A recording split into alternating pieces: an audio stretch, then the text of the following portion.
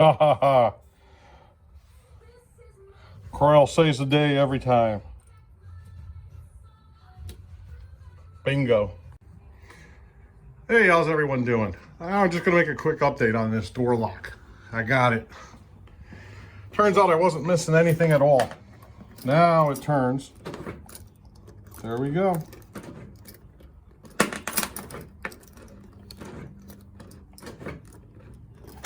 All right, let's take a look inside here. And,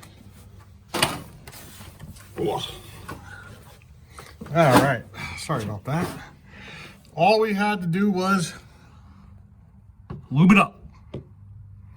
I used the Croyle here. I would really prefer to use some lithium grease or something, but I just don't have any up here. And that's it.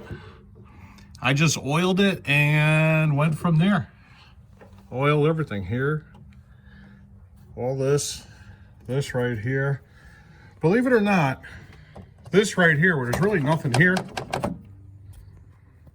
there's something right here.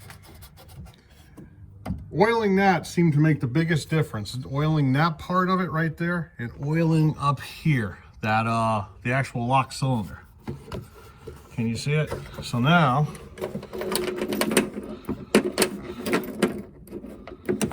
that's lock, unlock, lock, unlock. So yeah, basically that's all that was just needed some lube. Yeah, so I guess we're fixed. I could live with that. I'm gonna put the door panel back on and we should be good. And we'll go from there. The door panel is actually easy enough to take off if I have to do this again. So I'm not really gonna worry about it too much. Yeah, then we're gonna do, I guess, still have to do the driver's door next. So yeah, that's it. So that's the update. All this particular car needed was some lube, and I mean, I hosed it in there. I sprayed everywhere. Every little inch of this in here, and I soaked it down. And yeah, it just started working. What happened, I went over to my buddy Lou's house. He has that white Corvette you've seen before in my videos. And his driver's door is the same as mine on my doors here, where it doesn't work, but his passenger door works. And I seen how his key turned. Forward was to lock it. Turning it towards the back of the car was to unlock it. And yeah, once I knew how it worked, I came back over here. I tried it. It was still stuck. I just kept oiling it, jiggling it, oiling it, forcing it a little bit here, a little bit there. And then eventually it started working. And now it's turnkey now. Now she just spins right along. So there you go. So that's it for this door here. I'm glad I didn't have to pull all this apart. I was not looking forward to that because you got to pull the weather stripping out.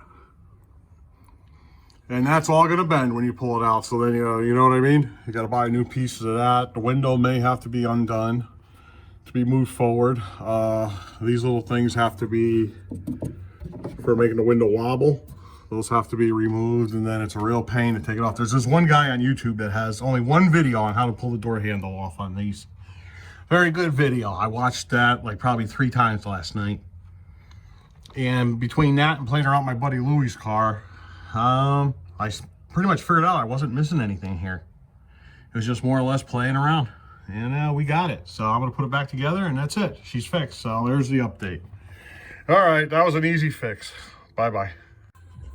All right, just for the heck of it, I tried the old Croyle lube job on the driver's side door. No good.